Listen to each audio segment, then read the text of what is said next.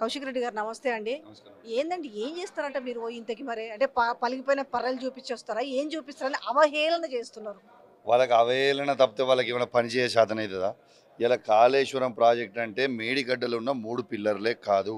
కాళేశ్వరం ప్రాజెక్టులు అంటే 3 బరాజ్లు, 15 రిజర్వాయర్లు, 19 సబ్‌స్టేషన్లు, 21 పంప్ హౌజులు, 203 కిలోమీటర్ల సొరంగాలు, 1531 కిలోమీటర్ల గ్రావిటీ కెనాల్సు, 98 కిలోమీటర్ల ఆహ్, ప్రెషర్ మెయిన్స్, 101 టీఎంసీ స్టోరేజ్, 530 530 మీటర్ల ఎత్తు లిఫ్ట్, 240 టీఎంసీల నీటి వినియోగం. ఒక్క నిమిషం నేను మొత్తం చెప్పిందో తినాలి.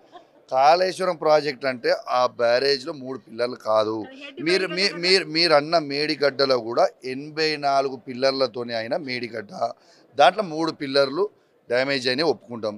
ఆ డ్యామేజ్ అయినాయి ఎవరి మీద ఉంటుందో వాడి మీద కేసు పెట్టు, వాడి మీద జైల్లో పంపు, వాడిని దేంట్లో పంపుతావు దాంట్లో పంపు. ఎవరొద్దంటలేరు, ఎంక్వైరీ చేసుకొని చేయండి. కేసీఆర్ గారు ఆడికి పోయితే ఇంజనీరింగ్ పిల్లర్ ఈడ తవ్వాలి, ఇది కట్టాలి. కేసీఆర్ గారు కట్టరు కదా, ఇంజనీర్లు ఉంటారు, దానికి సబ్ కమిటీ ఉంటుంది, కట్టరు. ఎవరు తప్పు చేసిన కానీ మేమేమంటున్నాం, వాళ్ళు ఒక కుట్ర చేస్తూ ఉన్నారు.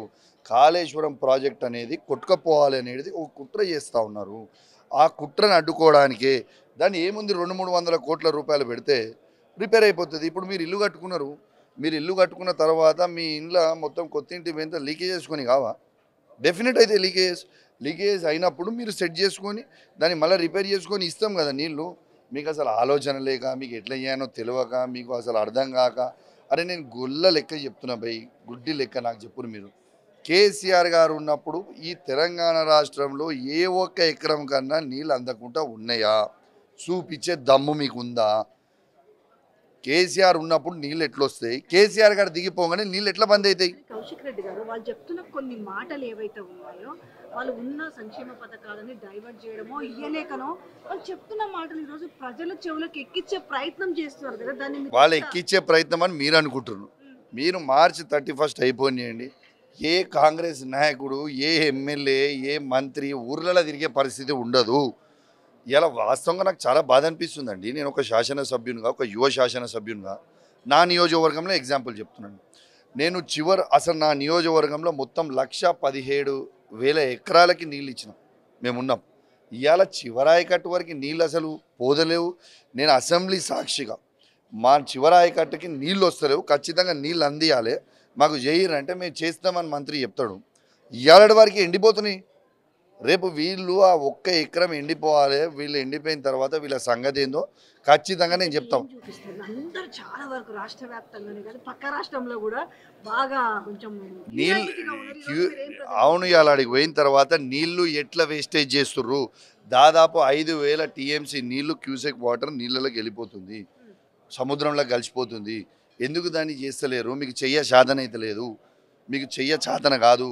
మా గౌరవ అప్పుడు తెలంగాణ తొలి ముఖ్యమంత్రి కేసీఆర్ గారి నాయకత్వంలో మన హరీష్ రావు గారు ఎంత అద్భుతంగా అసెంబ్లీలో చెప్పిండండి. పూజ కూర్చున్నట్టు చెప్పిండు. వాళ్ళని ఫుట్బాల్ ఆడకుండా లేడా? ఒక్క హరీష్ రావు గారు 11 మంది మంత్రులు, సీఎం ఫుట్బాల్ ఆడుకుని వాళ్ళకి తను అడిగిన క్వశ్చన్లకు వాళ్ళకి జవాబు ఏడ చెప్పారు పోయి అసెంబ్లీ సాక్షిగా మొత్తం తెలంగాణ ప్రజలందరూ కూడా చూసిరు. చివరిగా ఒక ప్రశ్న నాకు చెప్పడానికి చాలా ఇబ్బంది ఉంది అడగడానికి. మొన్నకి చేవెళ్ళ సభలో రేవంత్ ఒక సవాల్ విసిరిండు, ఏం చెప్తారు? నీకు సవాల్ ఏమి ఇస్తున్నా? కేటీఆర్ గారు సవాల్ మళ్ళీ రిటర్న్ చెప్పింది కదా.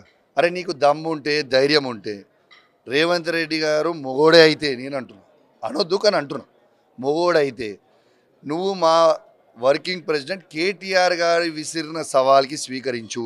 ఇలా మల్కాజిగిరి ఎంపీ అయినే కదా ఇంతకుముందు, మొన్నటిదాకా ఒక నెల 2 నెలల ముందు వరకు సిట్టింగ్ సీట్ అయినదే కదా. నీ సిట్టింగ్ సీట్ల నీ గడ్డ మీదకి మా వర్కింగ్ ప్రెసిడెంట్ గారు రాజీనామా చేసి వస్తానన్నారు. తనని కూడా రాజీనామా చేసి రమ్మని చెప్పు. దేఖ్ లేంగే భాయ్, ఆజా, తెరీ దమ్ హే తో ఆజా, దేఖ్ లేతే.